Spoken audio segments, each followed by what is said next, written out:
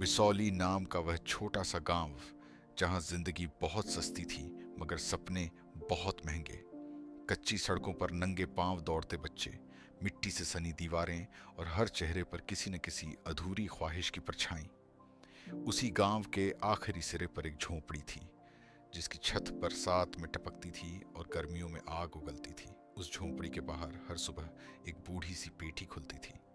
पेठी खुलते ही सुई, धागा, रबर, हथौड़ी और फटे पुराने जूते बाहर आ जाते थे। ये पेठी थी भोलाराम की, गांव के मोची की। भोलाराम की पीठ हमेशा झुकी रहती थी। उम्र से पहले ही जिम्मेदारियों ने उसे बूढ़ा बना दिया था। दिन भर झुक झुक कर जूते सिलते, उंगलियां छिल जाती, आंखों में जलन होती, लेकिन होठों पर कभी शिकायत नहीं आती। वह हर जूते में सिर्फ टांका नहीं लगाता था, वह अपनी बेटी के भविष्य को सी रहा था। उस बेटी का नाम था सुहानी। सुहानी जब छोटी थी तो अक्सर अपने पिता के पास बैठ जाती। वह देखती कि कैसे उसके पिता टूटे जूतों को फिर से चलने लायक बना देते हैं। एक दिन उसने मासूमियत से पूछा, बाबा, ये जूते टूट जाते हैं तो आप जोड़ देते हो, क्या इंसान के टूटे सपने भी जुड़ सकते हैं? भोलाराम की आंखें भर आई थीं। उसने बेटी के सिर पर हाथ रखा और कहा, अगर हिम्मत का धागा मजबूत हो तो सपने भी जुड़ जाते हैं बिटिया। माँ कमला देवी सुबह अंधेरे में उठ जाती थी। दूसरों के घर बर्तन मांजना, झाड़ू पोछा करना, कपड़े धोना, उनके हाथों की लकीरों में आराम नहीं था। मगर जब भी सुहानी स्कूल जाने के लिए तैयार होती, कमला देवी उसके माथे पर हाथ फेरती और कहती, पढ़ ले बेटी, शायद तेरी किस्मत हमारी तरह ना हो। सुहानी पढ़ाई में तेज थी। किताब खोलते ही उसकी आंखों में चमक आ जाती। स्कूल की इमारत उसके लिए मंदिर जैसी थी। ब्लैक बोर्ड पर लिखे शब्द उसे किसी दूसरी दुनिया में ले जाते थे। जब टीचर उससे कहते, सुहानी, तुम बहुत आगे जाओगी, तो उसका सीना गर्व से भर जाता। लेकिन गांव की हवा जहरीली थी। औरतों की बैठकों में फुसफुसाहट होती, लड़की को इतना पढ़ाओगे तो सिर पर चढ़ जाएगी, आखिर चूल्हा चौका ही तो करना है। भोलाराम चुप रहते, कमला देवी भी, क्योंकि गरीबी में आवाज अक्सर दबा दी जाती है। सुहानी अभी 15 साल की ही थी कि एक दिन घर में अचानक चहल पहल बढ़ गई। रिश्तेदार आए, मिठाइयाँ आईं, माँ के चेहरे पर अजीब सी मजबूरी की मुस्कान थी। उसी दिन तय कर दिया गया, सुहानी की शादी। जिस उम्र में वह सपनों की कॉपी सजाती थी, उस उम्र में उसके हाथों में मेहंदी रचाई जा रही थी, कलाई में चूड़ियां खनक रही थीं, मगर दिल रो रहा था। सुहानी ने माँ से पूछा, अम्मा, मेरी पढ़ाई? कमला देवी की आंखों से आंसू बह निकले। उन्होंने बेटी को सीने से लगाकर कहा, जो लिखा है वही होगा बेटी। दूल्हा था जगदीश, सरकारी स्कूल में चपरासी, उम्र में बड़ा, स्वभाव में सख्त। शादी तो हो गई, मगर कम उम्र की वजह से सुहानी मायके में ही रह गई। कहा गया, 18 साल की हो जाओ फिर ससुराल जाना। उस दिन सुहानी ने पहली बार महसूस किया कि समय कभी कभी सबसे बड़ा दुश्मन बन जाता है। हर गुजरता दिन उसे उसके सपनों से दूर ले जा रहा था। रात को वह छत की ओर देखती और मन ही मन कहती, भगवान, मुझे सिर्फ एक मौका दे दो, मैं खुद को साबित कर दूंगी। 18वां जन्मदिन आते ही सुहानी की विदाई तय कर दी गई। जिस दिन उसे ससुराल जाना था, उस दिन उसकी आंखों में आंसू थे और दिल में अनजाना डर। माँ कमला देवी ने उसे कसकर गले लगाया। उनकी हथेलियां कांप रही थीं। बेटी, चुप रहना, सह लेना, भगवान को याद रखना। इतना कहकर वे खुद फूट फूट कर रो पड़ी। भोलाराम ने बेटी के सिर पर हाथ रखा। कुछ कह न सके, क्योंकि गरीब बाप के पास आंसुओं के अलावा देने को कुछ नहीं होता। सुहानी जब ससुराल पहुंची तो सामने एक बड़ा घर था। ऊंचे दरवाजे, मोटी दीवारें और अंदर कड़क सन्नाटा। ये घर बड़ा था, लेकिन इसमें दिल बहुत छोटे थे। सास की पहली ही आवाज सख्त थी, यहाँ बहू बनकर आई हो, बेटी नहीं, सुबह 4 बजे उठना होगा। ससुर ने बिना देखे कहा, घर की इज्जत संभालना ही औरत का काम है। सुहानी ने सिर झुका लिया। उसके सपनों ने भी उस दिन सिर झुका लिया था। सुबह 4 बजे उठना, झाड़ू पोछा, चूल्हा, बर्तन, जानवरों की देखभाल, काम कभी खत्म नहीं होता। अगर जरा सी देर हो जाए तो ताने शुरू हो जाते। जगदीश अब वही नहीं था जिसने कभी पढ़ाई की इजाजत दी थी। घर आते ही उसकी आवाज भारी हो जाती, इतनी किताबें क्यों रखती हो? घर का काम पहले है। सुहानी हर रात खुद से लड़ती। एक दिन हिम्मत करके बोली, मैं घर का काम भी करूंगी, बस पढ़ाई जारी रखने दो। जगदीश की आंखों में गुस्सा उतर आया। हमारे घर की औरतें अफसर नहीं बनती। ये शब्द सुहानी के दिल में कील की तरह ढंस गए। दिन बीतते गए, गुस्सा आदत बन गया, ताने रोज की रोटी। और फिर एक रात बहस बढ़ी, आवाज ऊंची हुई। सुहानी ने बस इतना कहा, मैं भी इंसान हूं। और उसी पल थप्पड़। पहली बार जगदीश का हाथ उसके चेहरे पर पड़ा। आवाज कमरे में गूंज गई। सुहानी का शरीर कांप गया, आंखों के सामने अंधेरा छा गया। उसने अपना गाल पकड़ा, आंसू गिरने लगे। दर्द चेहरे पर नहीं था, आत्मा पर था। उस रात सुहानी ने आईने में खुद को देखा, लाल पड़ा गाल, सूजी आंखें और टूटा हुआ आत्मसम्मान। उसने धीरे से खुद से कहा, अगर मैं यहां रही तो मैं मर जाऊंगी। उस रात उसने रोते रोते आसमान से सिर्फ एक दुआ मांगी, या तो मुझे हिम्मत दे या रास्ता। उस थप्पड़ के बाद रात जैसे कभी खत्म ही नहीं हुई। घर में सब सो गए थे, मगर सुहानी की आंखों में नींद नहीं थी। वह चारपाई के कोने पर बैठी थी, घुटनों में चेहरा छुपाए। हर सांस भारी लग रही थी, जैसे सीने पर पत्थर रख दिया गया हो। कमरे में दिए की हल्की सी लौ कांप रही थी। उसी कांपती रोशनी में उसे अपना पूरा बीता हुआ जीवन दिख रहा था। पिता के झुके कंधे, माँ के फटे हाथ, स्कूल की किताबें, सपनों से भरी कॉपियां, और फिर ये घर, ये डर, ये चुप्पी। उसने पहली बार महसूस किया कि चुप रहना भी एक अपराध है, अपने ही खिलाफ। सुहानी उठी, धीरे धीरे, जैसे हर कदम पर डर उसे पकड़ लेना चाहता हो। उसने अपनी पुरानी संदूकची खोली। उसमें कुछ कपड़े, एक टूटी सी कंघी, माँ की दी हुई एक चुनरी और किताबों के बीच छुपा हुआ उसका सपना, एक कागज जिस पर उसने सालों पहले लिखा था, एक दिन मैं अफसर बनूंगी। उसकी आंखों से आंसू टपक कर उस कागज पर गिर पड़े। स्याही फैल गई, मगर सपना नहीं। उसने कांपते हाथों से एक कागज और कलम उठाई। दिल इतनी तेज धड़क रहा था कि लगता था आवाज बाहर तक सुनाई दे जाएगी। उसने लिखना शुरू किया, जगदीश, जब मैं बच्ची थी तब हमारी शादी हुई। मैंने तुम्हें अपना सहारा माना, मगर तुम मेरी सबसे बड़ी बेड़ियां बन गए। आज तुमने सिर्फ मेरे चेहरे पर नहीं, मेरे आत्मसम्मान पर हाथ उठाया है। मैं जा रही हूं, क्योंकि अगर मैं यहां रही तो मर जाऊंगी, जिंदा लाश बनकर। मेरे सपने अभी जिंदा हैं। एक दिन मैं अफसर बनकर लौटूंगी। कागज उसके हाथों में कांप रहा था। उसने उसे तकिए के नीचे रखा, जहां जगदीश की नजर सबसे पहले जाएगी। फिर उसने छोटे से थैले में कुछ कपड़े डाले, माँ की दी चुनरी को माथे से लगाया और आंखें बंद कर ली। हे भगवान, अगर गलती कर रही हूं तो मुझे सजा देना, मगर वापस मत भेजना। दरवाजा खोलते वक्त उसके हाथ रुक गए। एक पल को लगा, मुड़ जाऊं, सब सह लूं, मगर तभी उसे आईने में दिखा अपना सूझा हुआ गाल याद आ गया। उसने दरवाजा खोला। बाहर अंधेरा था, सन्नाटा था। दूर कहीं कुत्तों के भौंकने की आवाज आ रही थी। घर के अंदर उसके जालिम रिश्ते सो रहे थे और बाहर उसकी नई जिंदगी जाग रही थी। वह बिना पीछे देखे निकल पड़ी। गांव की गलियां जैसे उसे रोकना चाहती थी। हर मोड़ पर डर खड़ा था, अगर किसी ने देख लिया तो, अगर पकड़ ली गई तो। मगर उसके कदम तेज होते जा रहे थे। स्टेशन गांव से 5 किलोमीटर दूर था। कोई सवारी नहीं, सिर्फ उसके पैर और उसका इरादा। रात की ठंडी हवा उसके आंसुओं को सुखा रही थी। हर कदम पर उसके दिल में एक ही आवाज गूंज रही थी, मुझे जीना है। 1 घंटे बाद जब स्टेशन की पीली रोशनी दिखी तो उसके पैरों ने जवाब दे दिया।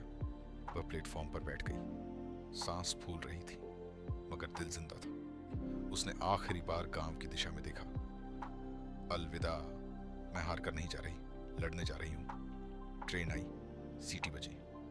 सुहानी उस ट्रेन में चढ़ गई। जैसे ही ट्रेन चली, उसकी आंखों से आंसू बहने लगे, डर के, दर्द के और आजादी के। ट्रेन की खिड़की से जब सुहानी ने दिल्ली की पहली झलक देखी तो उसे लगा जैसे वह किसी और ही दुनिया में आ गई हो। ऊंची ऊंची इमारतें, भागती भीड़, शोर, धुआं। यह शहर किसी का इंतजार नहीं करता था। यहाँ हर कोई अपनी लड़ाई में अकेला था। सुहानी प्लेटफॉर्म पर उतरी तो दिल धक धक कर रहा था। जेब में कुछ गिने चुने रुपये थे, चेहरे पर डर और आंखों में जिद। उसने खुद से कहा, डरना मत, यहीं से मेरी असली परीक्षा शुरू होती है। पहली रात उसने स्टेशन के बाहर ठंडे फर्श पर काटी, सिर के नीचे छोटा सा थैला और आंखों के सामने अनजान आसमान। आसपास लोग थे मगर कोई अपना नहीं। भूख ने पेट में ऐंठन मचा रखी थी। वह पानी पीकर सोने की कोशिश करती रही मगर नींद बार बार टूट जाती। सुबह होते ही वह काम की तलाश में निकल पड़ी। हर दरवाजे पर वही सवाल, काम चाहिए? कहीं से जवाब आया, पहले अनुभव बताओ। कहीं कहाँ गया? रहने की जगह है? कहीं उसे ऊपर से नीचे तक घूरा गया। एक घर में मालकिन ने तिरस्कार से कहा, इतनी दुबली पतली हो, काम कर पाओगी? उस दिन सुहानी ने पहली बार समझा, गरीबी सिर्फ जेब में नहीं होती, नजरों में भी होती है। शाम तक उसे 4 घरों में काम मिल गया, झाड़ू, पोछा, बर्तन, कपड़े, सब कुछ। बदले में महीने के 10,000 रुपये। रकम कम थी मगर उसके लिए वही जीवन था। रहने के लिए उसे एक छोटा सा कमरा मिला, बिना खिड़की का, बिना पंखे का। एक बल्ब, एक पुरानी कुर्सी और टूटी सी मेज। उसी कमरे में उसने पहली रात जमीन पर बैठकर माँ की चुनरी सिर से लगाई और चुपचाप रो पड़ी। अम्मा, अगर देख सकती हो तो दुआ करना। अगले दिन से उसकी दिनचर्या शुरू हो गई। सुबह 4 बजे उठना, पहला घर, दूसरा, तीसरा, चौथा। दोपहर में थोड़ा सा खाना, कभी सूखी रोटी, कभी नमक के साथ। शाम को फिर काम, रात को पढ़ाई। थकान से शरीर जवाब दे देता मगर जैसे ही वह किताब खोलती उसके अंदर कोई जगह देता, शब्द उसे सहारा देते। कई बार ऐसा हुआ कि भूख से आंखों के सामने अंधेरा छा गया। वह पानी पीती, आंखें बंद करती और खुद से कहती, यह भूख मुझे मार नहीं सकती। लाइब्रेरी में बैठकर वह घंटों पढ़ती। लोग उसे देखते, एक साधारण कपड़ों वाली लड़की, आंखों में जुनून। कुछ हंसते, कुछ अनदेखा करते मगर उसे फर्क नहीं पड़ता था। उस रात उसने दीवार पर एक कागज चिपकाया, मोटे अक्षरों में लिखा, एक दिन मैं डीएसपी बनूंगी।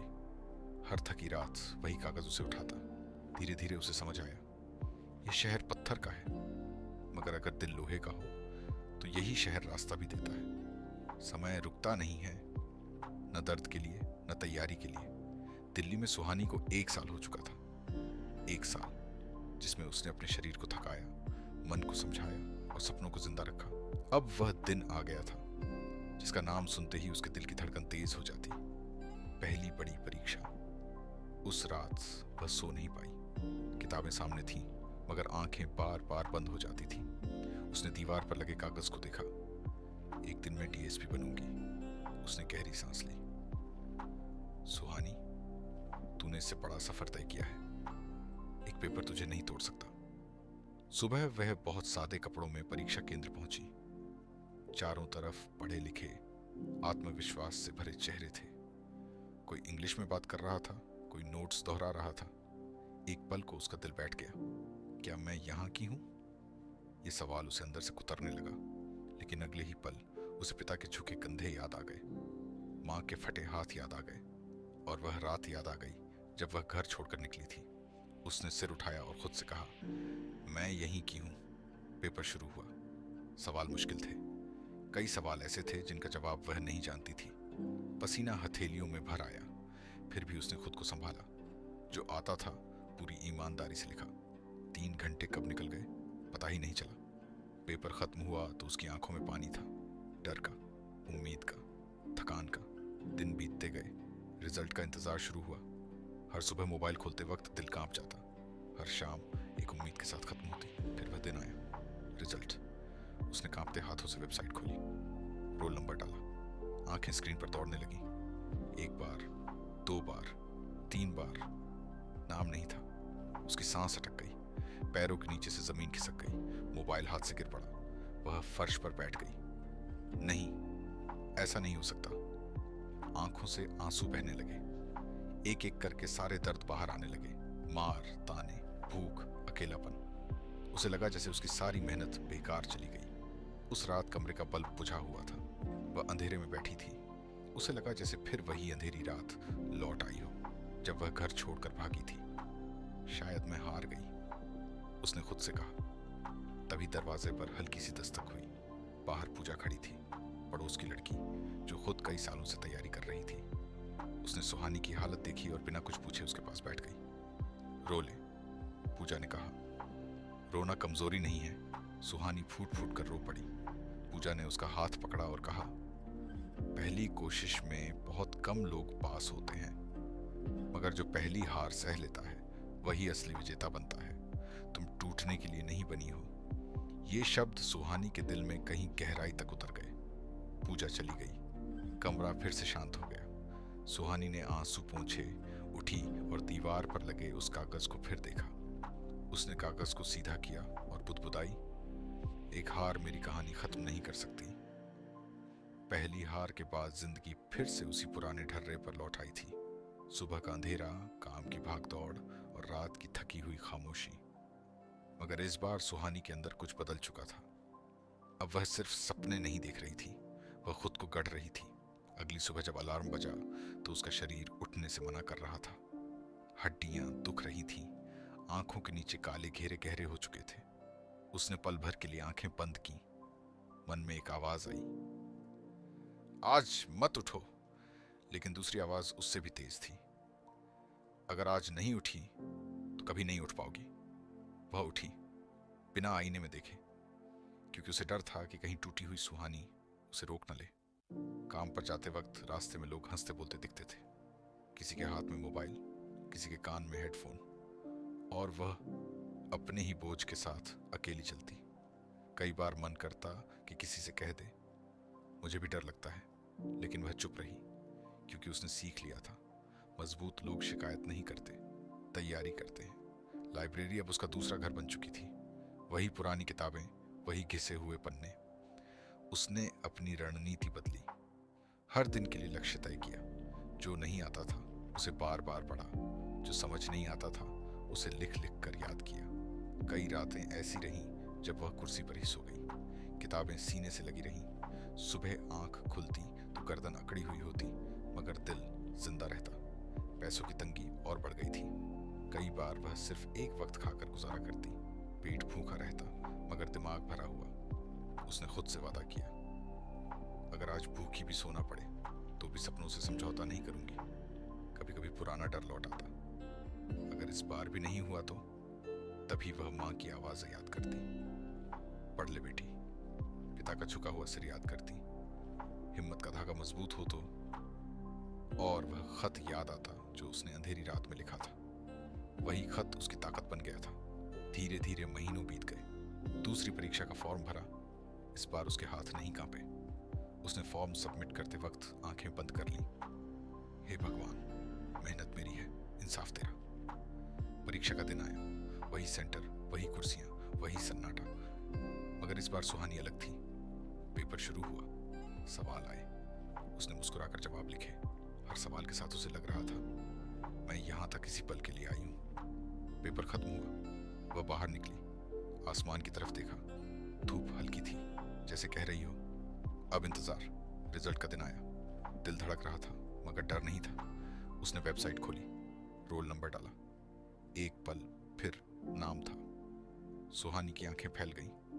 उसने दोबारा देखा, फिर तीसरी बार, और फिर वह जमीन पर बैठ गई। इस बार आंसू रुके नहीं, मगर ये आंसू हार के नहीं थे। उसने पूजा को फोन किया। आवाज कांप रही थी। मेरा नाम है।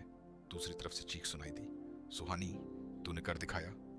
उस रात उसने दीवार पर लगे कागज को उतारा, उसे मोड़कर सीने से लगाया और फुसफुसाई, मैं रास्ते पर हूं, मंजिल अब दूर नहीं। इंटरव्यू का दिन सुहानी की जिंदगी का सबसे भारी दिन था। सुबह जब वह तैयार हो रही थी तो हाथ हल्के हल्के कांप रहे थे। उसने साधारण सा सूट पहना, बालों को सलीके से बांधा और आईने में खुद को देखा। उसी आईने में उसे वह डरी सहमी लड़की नहीं दिखी जो कभी घर से भागी थी। उसे एक लड़ाकू औरत दिखी। वह कमरे से निकलते वक्त रुकी, दीवार पर टंगे उस पुराने कागज को देखा जो अब भी हल्का सा टेढ़ा था। उसने उसे सीधा नहीं किया, बस उंगलियों से छूकर कहा, आज आखिरी इम्तिहान है। इंटरव्यू हॉल के बाहर उम्मीदवारों की कतार थी। सबके चेहरे गंभीर थे। कोई मंत्र दोहरा रहा था, कोई आंखें बंद किए बैठा था। सुहानी चुपचाप खड़ी रही। उसे अचानक माँ की गोद याद आ गई, वह गोद जो हमेशा तंग हालात में भी सुकून देती थी। नाम पुकारा गया, सुहानी देवी।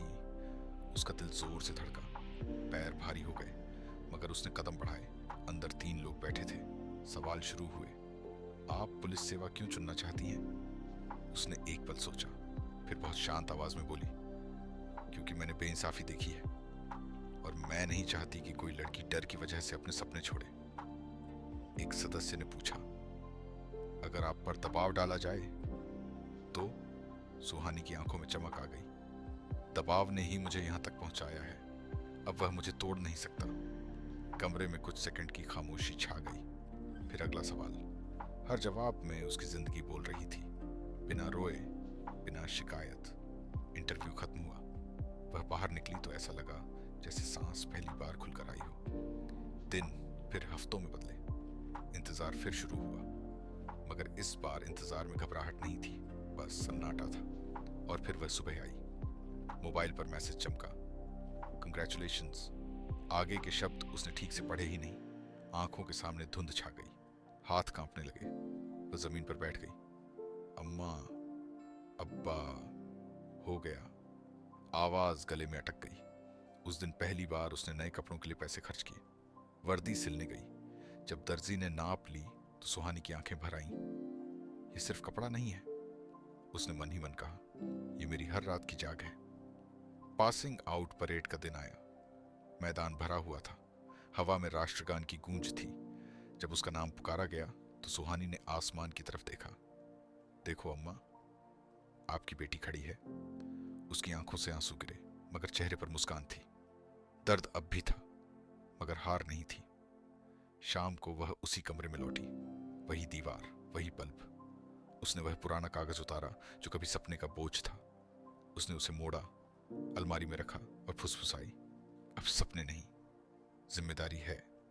कुछ कहानियां खुश होकर खत्म नहीं होती, वे चुप होकर मुकम्मल होती हैं। सुहानी की कहानी भी ऐसी ही थी, क्योंकि वह जीत कर नहीं बदली थी, वह लड़ते लड़ते बनी थी।